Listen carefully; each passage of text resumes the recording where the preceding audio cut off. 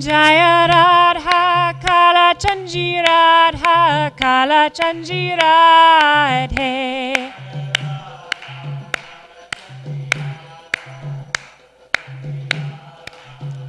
Jaya Jagannatha Jaya Jagannatha Jaya Baladeva Jaya Subhadra.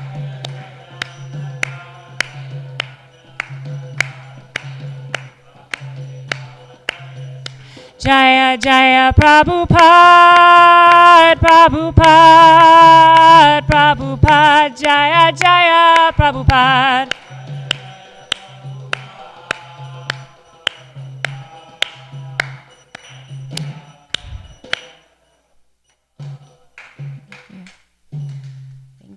Thank you. Hare Krishna. Good morning, devotees. My name is Manjari Gopika Devi Dasi, and today we will be hearing from the Srimad Bhagavatam, Canto 7, Chapter 6, entitled Prahlad Instructs His Demoniac Schoolmates. We will read verses 19 through 30, focusing on verse 24. So we're going to do this the not old-fashioned way, but we usually have a board here, but we don't. So if everybody could pull that up on their devices, and if you don't have a phone, a smartphone, then maybe you could share with someone. So again, we'll be hearing from Canto 7, Chapter 6, verses 19 through 30. We'll take turns reading, and we'll come back and we'll focus on verse 24. And before we begin, I ask for your blessings that I may speak something pleasing to my spiritual master, to Srila Prabhupada, and to all of the devotees. Let us all together chant the invocation prayers.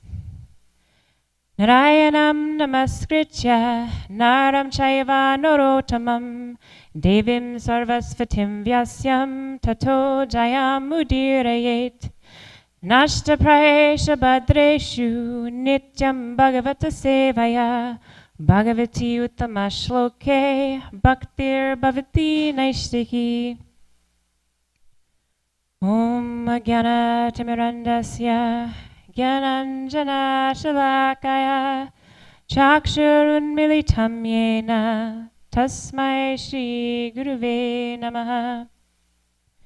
Jaya Shri Krishna Chaitanya Prabhu Nityananda Shri Advaita Gadadhar Shivasadi Gaura Bhaktavinda. Hare Krishna, Krishna Krishna, Hare Hare, Hare Rama, Rama Rama, Hare Hare. Om Namo Bhagavate Vasudevaya.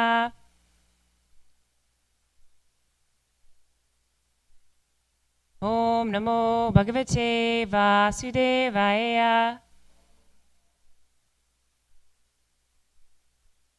Om Namo Bhagavate Vasudevaya.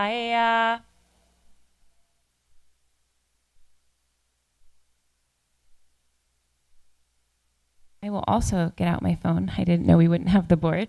So again, we will be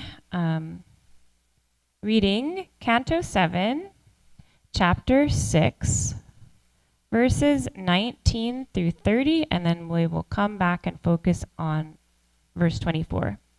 So there's a microphone, I think, next to you, Prabhu. Would you like to start? Yeah, you can read verse 19 and then just pass it around, just the English. Text 19. My dear sons of demons, the Supreme Personality of Godhead, Narayana, is the original Supersoul, the father of all living entities. Consequently, there are no impediments to pleasing him or worshipping him under any conditions, whether one be a child or an old man. The relationship between the living entities and the Supreme Personality of Godhead is always a fact, and therefore there is no difficulty in pleasing the Lord.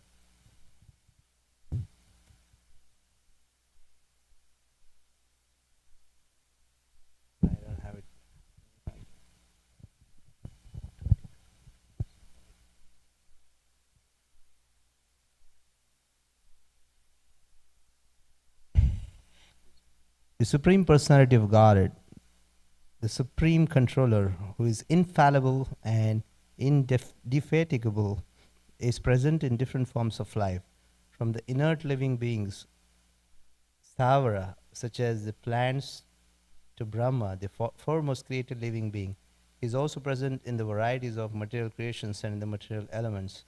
The total material energy and the modes of material nature, Sattva Guna, Rajoguna, and Tamoguna, as well as the unmanifested material nature and the false ego. Although he is one, he is present everywhere and is also the transcendental super soul, the cause of all causes, who is present as the observer in the course of the hearts of all living entities. He is indicated as that which is pervaded and as the all pervading super soul, but actually he cannot be indicated. He is changeless and undivided. He is simply perceived as the supreme Sachidananda, eternity, knowledge, and bliss. Being covered by the curtain of the external energy, to the atheist, he appears non existent.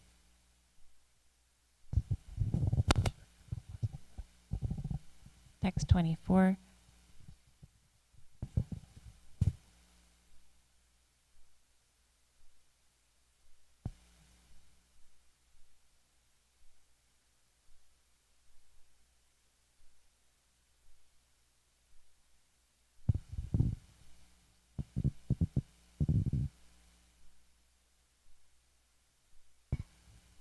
Therefore, my dear young friends, born of demons, please act in such a way that the Supreme Lord, who is beyond the conception of material knowledge, will be satisfied. Give up your demoniac nature and act without enmity or duality. Show mercy to all living entities by enlightening them in devotional service, thus becoming their well-wishers. Hare Krishna. Thank you. Text 25.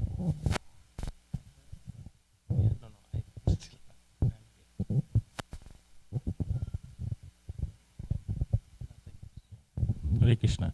Nothing is unobtainable for devotees who have satisfied the Supreme Personality of Godhead, who is the cause of all causes, the original source of everything. The Lord is the reservoir of unlimited spiritual qualities. For devotees, therefore, who are transcendental to the modes of material nature, what is the use of following the principles of religion, economic development, sense gratification, and liberation, which are all automatically obtainable under the influence of the modes of nature? We devotees always glorify the lotus feet of the Lord, and therefore we need not ask for anything in terms of dharma, kama, artha, and moksha.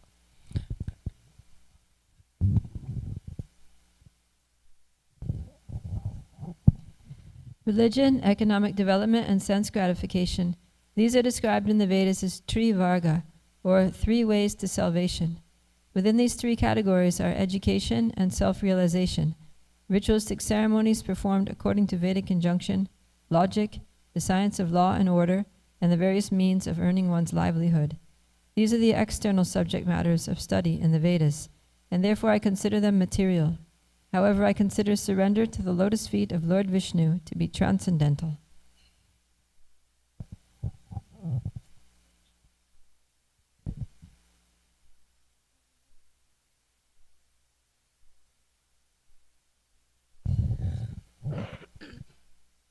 Narayana, the Supreme Personality of Godhead, the well-wisher and the friend of all living entities, formally explained this transcendental knowledge to the great saint Narada.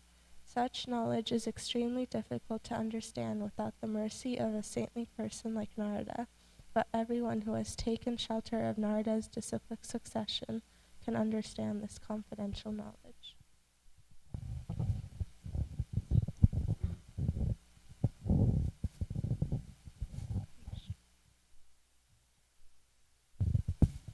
Prahlada Maharaj continued, I received this knowledge from great Muni, who is always engaged in devotional service.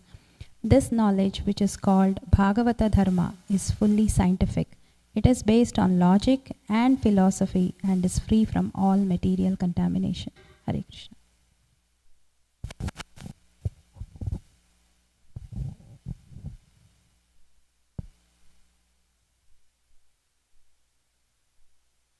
The sons of the demons replied, Dear Prahlada, Neither, neither you nor we know any teacher or spiritual master other than Sanda and Amarka, the sons of Sukracharya.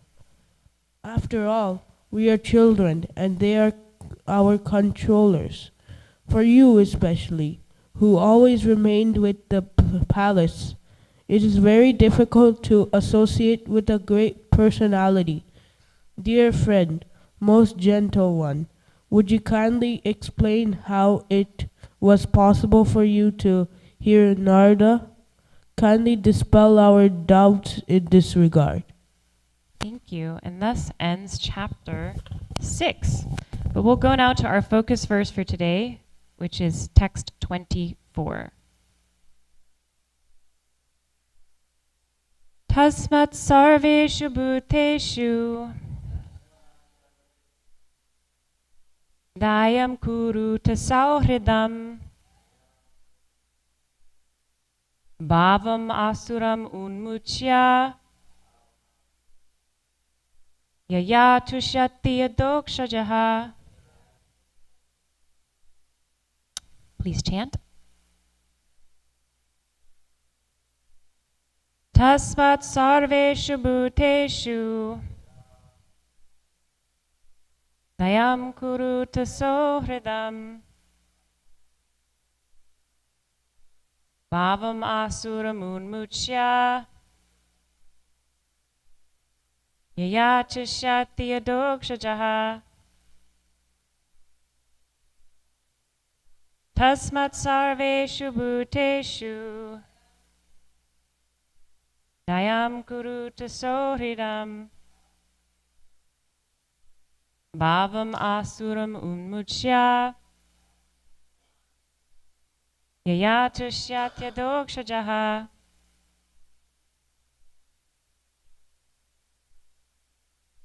Tasmat sarveshu bhuteshu dayam kuru tasauhridam bhavam asuram unmuchya yaya tushyatya dokshajaha. All right, very nice. Let's move on to synonyms. Since we don't have the board and not everyone has this verse on their phones, we'll do call and response. Tasmat, therefore. Sarveshu, to all. Bhuteshu, living entities. Dayam, mercy. Kuruta, show. Sauhridam, friendliness. Bhavam, the attitude. Asuram, of the demons who separate friends and enemies. Unmuchya, giving up. Yaya, by which. Tushyati, is satisfied. Adokshajaha, the Supreme Lord, who is beyond the perception of the senses. Translation and purport by His Divine Grace, Srila A.C. Bhaktivedanta Swami Prabhupada. Therefore, my dear young friends born of demons, please act in such a way that the Supreme Lord, who is beyond the conception of material knowledge, will be satisfied. Give up your demoniac nature and act without enmity or duality. Show mercy to all living entities by enlightening them in devotional service, thus becoming their well-wishers. Purport. The Lord says in Bhagavad Gita 18.55, Bhaktyamam abhijanyati yavan yash chashmi tatvataha.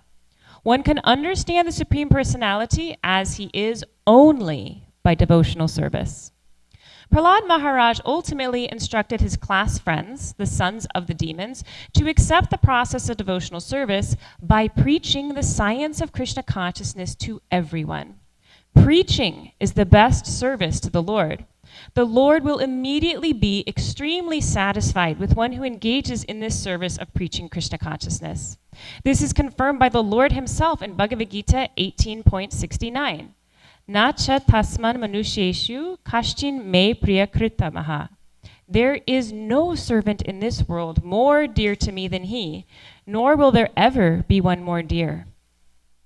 If one sincerely tries his best to spread Krishna consciousness by preaching the glories of the Lord and his supremacy, even if he is imperfectly educated, he becomes the dearmost servant of the Supreme Personality of Godhead. This is bhakti. As one performs this service for humanity without discrimination between friends and enemies, the Lord becomes satisfied, and the mission of one's life is fulfilled. Sri Chaitanya Mahaprabhu therefore advised everyone to become a guru devotee and preach Krishna consciousness. Yare deka tare kaha Krishna upadesh. That is the easiest way to realize the Supreme Personality of Godhead. By such preaching, the preacher becomes satisfied, and those to whom he preaches are also satisfied. This is the process of bringing peace and tranquility to the entire world. Bhuktaram yagyatapasam sarvaloka maheshwaram suhridam sarvabhutanam gyatvamam shantimrichati. One is expected to understand these three formulas of knowledge concerning the Supreme Lord: that he is the supreme enjoyer, that he is the proprietor of everything, and that he is the best well-wisher and friend of everyone. A preacher should personally understand these truths and preach them to everyone. Then there will be peace and tranquility all over the world. The word sauhridam, friendliness, is very significant in this verse. People are generally ignorant of Krishna consciousness, and therefore to become their best well-wisher, one should teach them about Krishna consciousness without discrimination. Since the Supreme Lord Vishnu is situated in the core of everyone's heart, every body is a temple of Vishnu. One should not misuse this understanding as an excuse for such words as Daridra Narayan. If Narayan lives in the house of a Daridra, a poor man, this does not mean that Narayan becomes poor. He lives everywhere, in the houses of the poor and those of the rich. But in all circumstances, he remains Narayan. To think that he becomes either poor or rich is a material calculation. He is always Sad Aishvarya Purna, full in 6 opulences in all circumstances. Jai Prabhupada. I recently listened to a class by His Holiness Radhanath Swami Maharaj, in which he said, desiring to love Krishna is good, but higher than that is desiring to please Krishna. Because when we say, I want to love Krishna, it can still be a little bit about ourselves. I want to feel sweetness. I want to feel connected. I want to feel happy. But when we want to please Krishna, it's no longer about how I feel. It's about his happiness. Even if I don't feel that love returned, even if no one notices my service, if Krishna is pleased, that's enough for me. And this mood is aligned with pure devotional service described in Bhakti Rasamrita Sindhu by Rupa Goswami. Ananya bilashita shunyam, jnana karmadi anavritam, anukulyena krishnanu, shilanam bhaktir uttama. Uttama bhakti is the cultivation of activities meant to please Krishna, done with a favorable attitude, without any desire for personal gain, liberation, or even knowledge. It's the difference between saying, I want to love you, and I want to bring you joy. So in today's purport, we hear what pleases Krishna the most. What is that? Yes, Prabhupada Priya, our expert preacher, knows the answer. Yes, it's preaching, as very clearly communicated in the purport. Preaching, giving Krishna consciousness to others.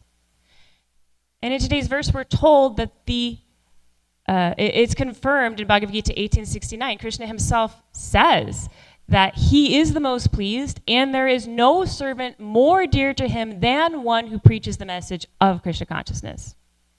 There's nothing that pleases Krishna more than seeing you go out extending the knowledge that you have. Everyone is meant to be a guru. That's why Lord Chaitanya ordered Yare Deka Tare Kaha Krishna Upadesh, that by my order you become a guru, and wherever you go, whoever you meet, just spread the message of Krishna. So this means spreading the message of Bhagavad Gita, Srimad Bhagavatam, and also the holy name. Maybe some people here, like myself, sometimes feel like they can't preach, like you don't know enough, or who am I? I'm so unqualified to even be in this position. And that's all true, but there's one simple technique that my Shiksha Guru, who happens to be my husband, Gokulananda Prabhu, told me, and it's just preach what you hear. Just repeat what you have heard. He used to tell me, he still tells me, you listen to the lectures, you read the Srimad Bhagavatam, all you have to do is repeat that. And so just the other day, I listened to a class by His Holiness Tamal Krishna Goswami Maharaj. He was talking about this verse, and specifically he was talking about preaching, and he said, it's not very difficult. You don't have to concoct anything new. You simply have to repeat without any adulteration what you have heard from your spiritual master. And he further stated that our business is how correctly, how perfectly we can repeat the message that we have heard from our spiritual master. And he said, if we are pure, our sadhana is strict, and we're simply repeating, then there will be no less an effect from someone hearing Gita from our lips as when Arjuna heard Bhagavad Gita from Krishna himself. If you think about it, Srila Prabhupada's power was not that he was such an incredible word juggler. He was speaking in his preaching in his second language. His power was not that he would fascinate people with new concocted philosophies. Srila Prabhupada's power was that he spoke the Bhagavad Gita as it is, as Krishna spoke it on the battlefield of Kurukshetra. And His Holiness Tamal Krishna Goswami Maharaj, in this amazing class, he further said that when you have heard properly, you will speak properly. And when you hear properly, you will want to preach. You'll want to. Simply to hear and not to preach, only half the job is done, because you won't properly realize what you've heard. Unless you try to explain the knowledge that you have gained, you're not properly going to understand it. So he emphasized that the preaching process is twofold. First, you have to hear perfectly, then you have to speak perfectly, and only when you can repeat what you've heard to someone else can you measure if you've actually understood. Because he says, simply hearing, you're just going to forget. But if you make this effort, then you will become very, very dear to Krishna. Krishna says that. And who should we distribute what we have heard to? Everyone. That's also in this purport. Everyone. The Panchatattva didn't discriminate. So in today's verse, Prahlad Maharaj, he's instructing his friends, his classmates, to be compassionate and friendly toward all living beings. And generally, we hear a lot about this in this chapter. Generally, people make friends and enemies based on bodily conceptions. This is my family. These people are of my country. But a pure devotee like Prahlad Maharaj sees everyone in relationship to Krishna. Many people, when they think of compassion, they only think of compassion to the body. I grew up as a Catholic, and the ministry that I witnessed focused a lot on that. Imitating what Jesus did, feeding the hungry, clothing the needy, providing housing for the homeless. And this was all done out of love of trying to love all human beings as Jesus did. But Srila Prabhupada says that real compassion is helping people get Krishna consciousness, because bodily compassion doesn't solve the root problem of birth and death. You can give a homeless person a house in this lifetime, and then they're going to come back, and they're going to have all sorts of other bodily problems. So real compassion is giving them Krishna. And Prabhupada writes, a person in Krishna consciousness, a devotee of the Lord, is always compassionate. He is not satisfied that he himself is a devotee, but he tries to distribute the knowledge of devotional service to everyone. We're reading Prabhupada Lilamrita at home, and in volume 1, it explains how upset Srila Prabhupada felt that his godbrothers were not interested in preaching. They were not interested in spreading Lord Chaitanya's movement. Prabhupada said, they are simply sitting in Vrindavan or Navadvip doing bhajan.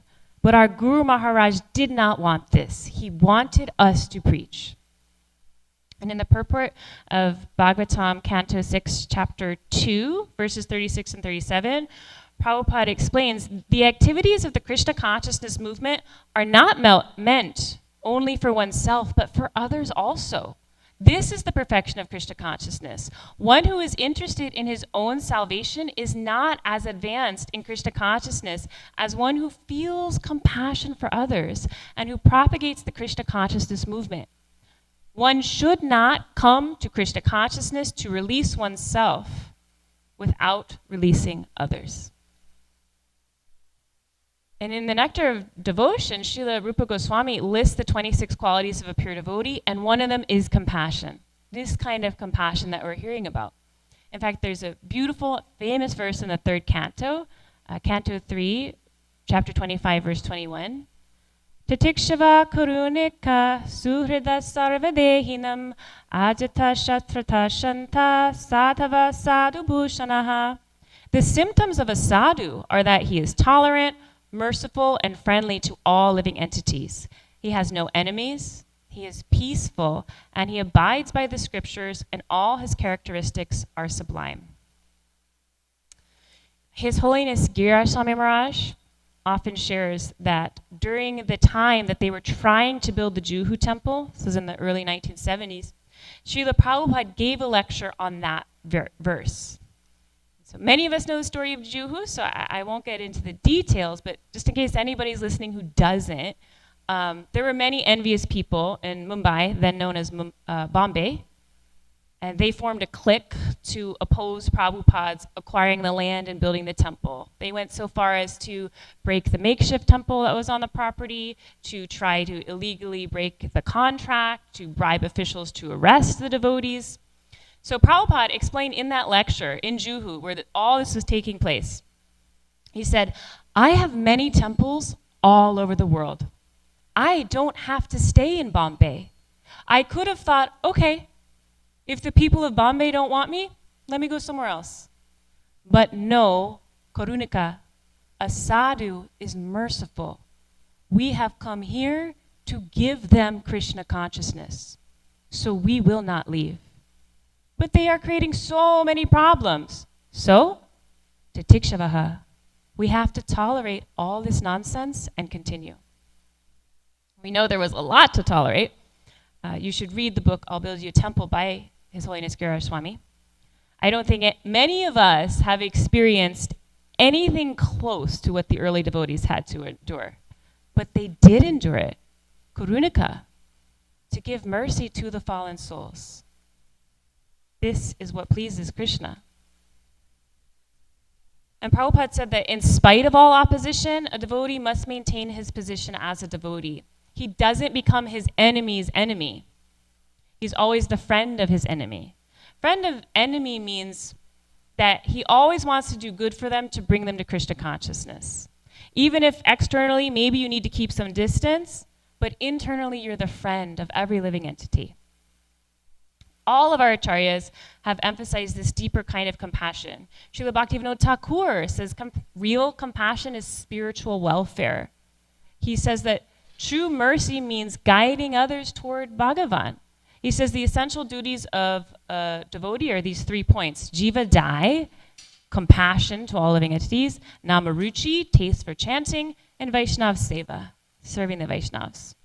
And how is that compassion expressed? By inspiring others to chant the holy name and engage in devotional service. Srila Bhaktisiddhanta Saraswati said that true compassion means giving people the opportunity to hear about Krishna. And he warned against material philanthropy as being incomplete and superficial, without regard for the soul's nature. In his words, he said, it's just decorating a dead body. So in summary, compassion, as explained by the acharyas, it goes way beyond material knowledge. True Vaishnavas see everyone, including animals, as being parts and parcels of Krishna. Haridas Thakur used to say, if you chant loudly, then even the trees and other creatures are benefited. His Grace Gokulananda Prabhu told me a very touching story that I would like to share. As many of you know, Gokulananda Prabhu was a brahmachari at ISKCON Chowpatty in Mumbai for 12 years. And he told me about one devotee there who was maybe a little eccentric, we could say, but very sincere. But the way he kind of interacted in the world was just different from other people. Everywhere he went, he would be looking on the ground. Apparently there was some candy, right? Some candy that had the name Radha on it. And so everywhere he went, he'd be looking for candy wrappers that people had dropped in case it had Radha on them, so he could pick them up so that nobody would step on them. And there was a cat that always visited the temple, and he would always make sure that that cat got prasadam. And another interesting thing about him was that he always carried a little speaker box, a Prabhupada box, that would play Prabhupada chanting the Maha Mantra. So we always had that speaker box on, playing Prabhupada, and with him at all times. So one day, Gokulananda Prabhu, this devotee, and some others were in a car in Mumbai when a large truck, kind of like a flatbed truck, pulled up next to them. And that truck was stacked with cages of live chickens. And we know where those chickens were going. They were going to market to be sold and slaughtered. So this devotee rolled down the window of the car and practically hung out of the vehicle, extending his arm out as far as he could, holding Prabhupada chanting in his hand so that these chickens could hear the Maha Mantra before they were killed. That's real compassion. And he was living it. It was so natural for him. The Srimad Bhagavatam says that even if someone just jokingly chants, they get benefited. And that's why book distribution is so important. It's real compassion. Simply by touching the book, the person doesn't even have to open it and read it. Just holding it, their spiritual life begins.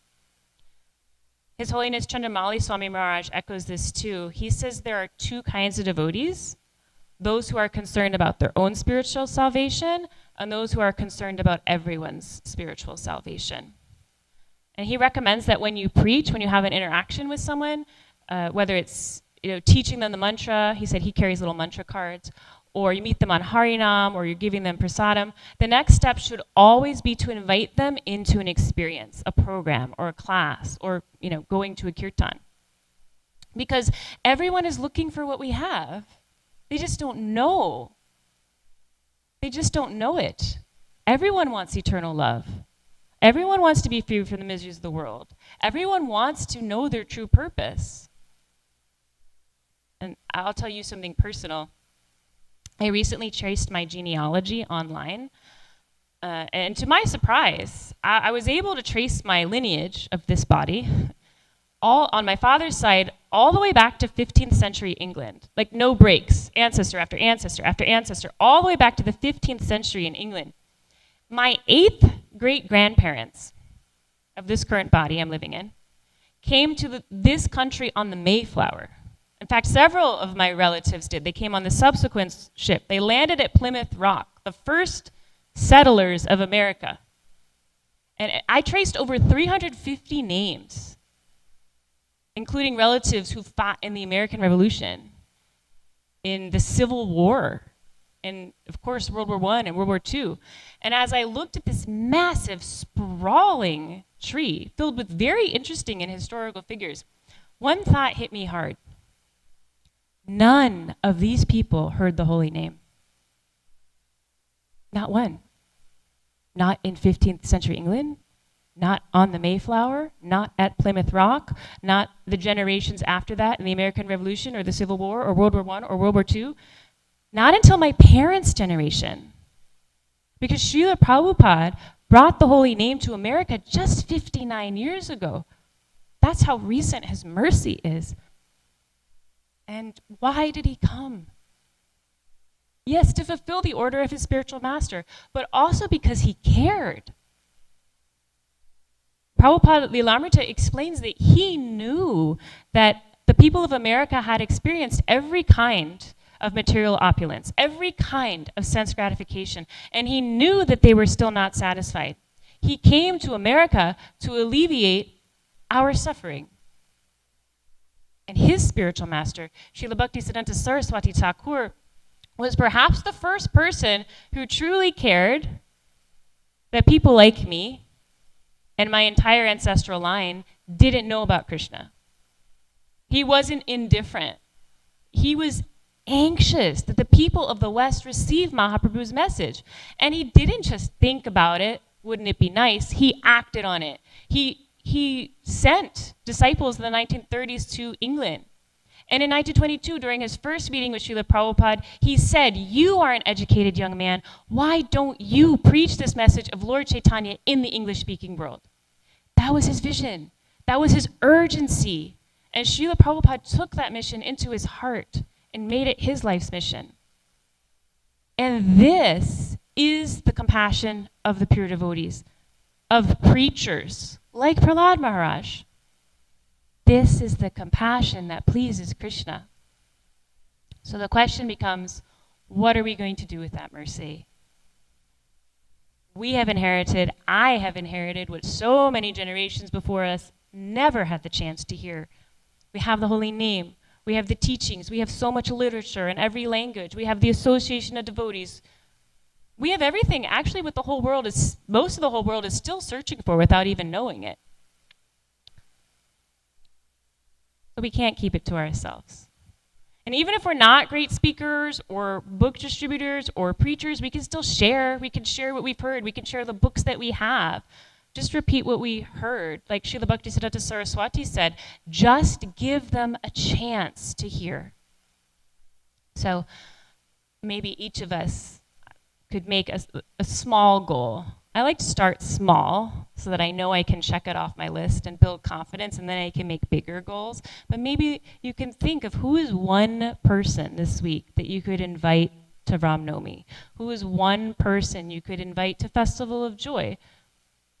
Look at your calendar. Is there one Sunday in the month of April that you can join Chakri Prabhu doing Harinam at 3 p.m.? Every Sunday, he does it every Sunday. Is there one Sunday you can join and spread the mercy of the holy name? Hare Krishna, that is what I have prepared. So I'd love to hear reflections or questions or comments or corrections. I'm certainly certain there are many of those.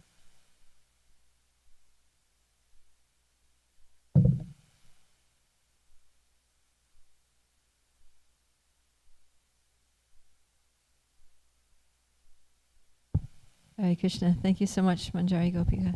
Hare Krishna. In the beginning you said that instead of aspiring to love Krishna, we should aspire to please him. And then I was thinking, well, isn't that what love is? Like real love means you want to please the person, you want to make them happy and bring joy to their lives and make sure that, everything is good for them. So I kind of feel like you can't really separate the two, like I guess you could want to please something without love. You could want to please someone without love because it could be kind of like, you want to please your boss at work just for the sake of getting a promotion, or you want to please them so you can get something. But if you actually love someone, then pleasing them is just comes with, that's what you do. That's what love is. That's what pure love is. Yeah. But not all of us are so pure. But I do understand what you mean. I've also heard Ranath Maharaj say, to love means to please, and to please means to serve. Yeah. Thank you. Hare Krishna.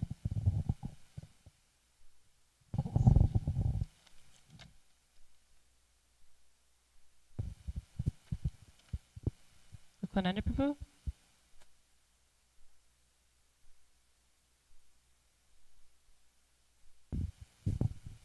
Regarding this point of pleasing, it just came to my mind.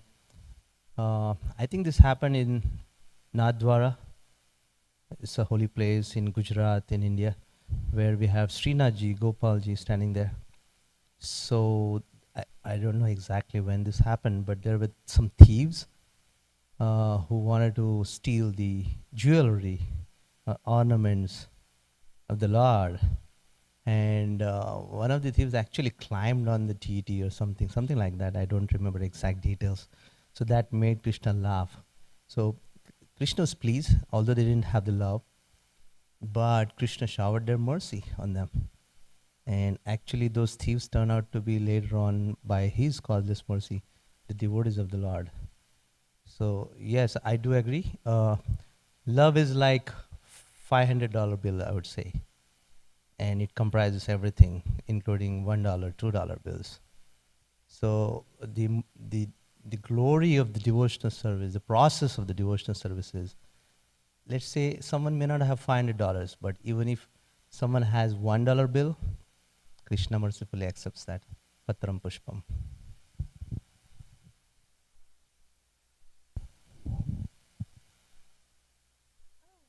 Saki, Hare Krishna.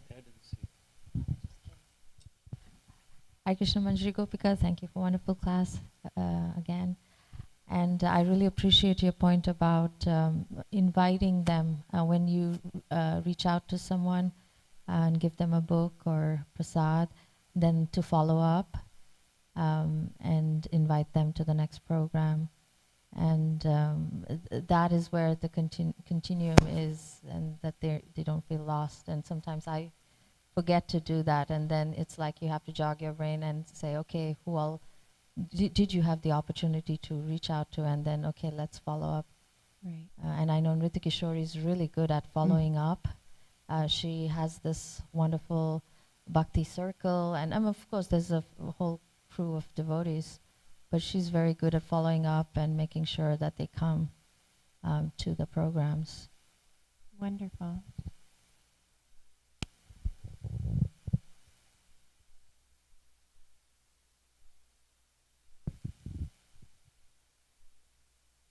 You have anything, Prabhu? You have any thoughts to share? I really liked I'm going to go listen to that lecture that Prabhupada gave in Juhu, Titikshava Karunika. I was actually reflecting on that because somehow by some karma or some reactions I've been placed in different countries. This is the 5th country that I'm living in. Wow. And actually, when I was living in Kuwait, there was no temple, no devotees.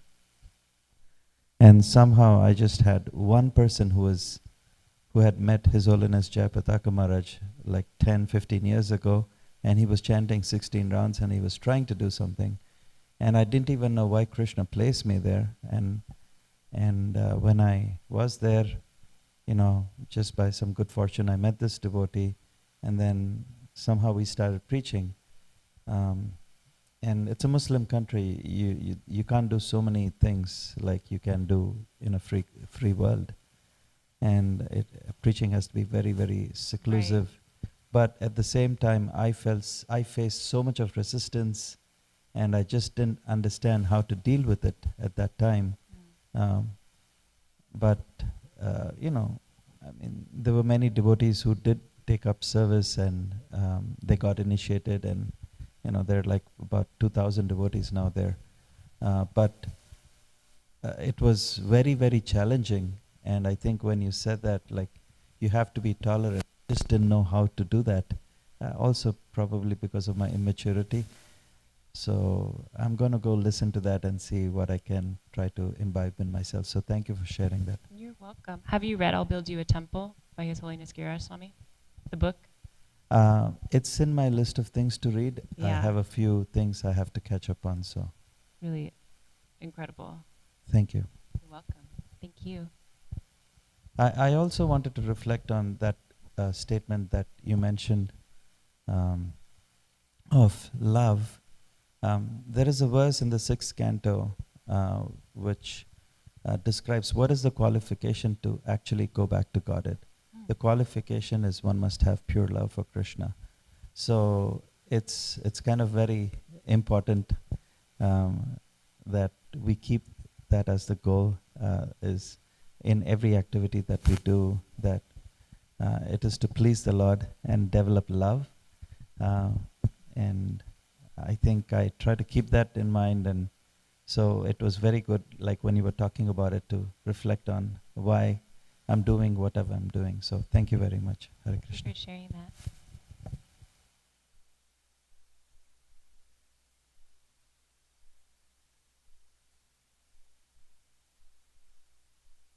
Any other thoughts or questions, reflections?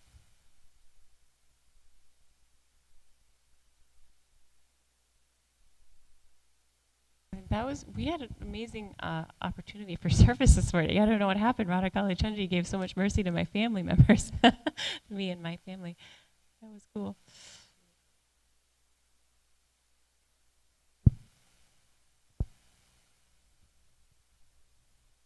Well, I won't keep you. Thank you so much for listening. I hope there's something that you can go and share with others. Srimad Bhagavatam ki jai.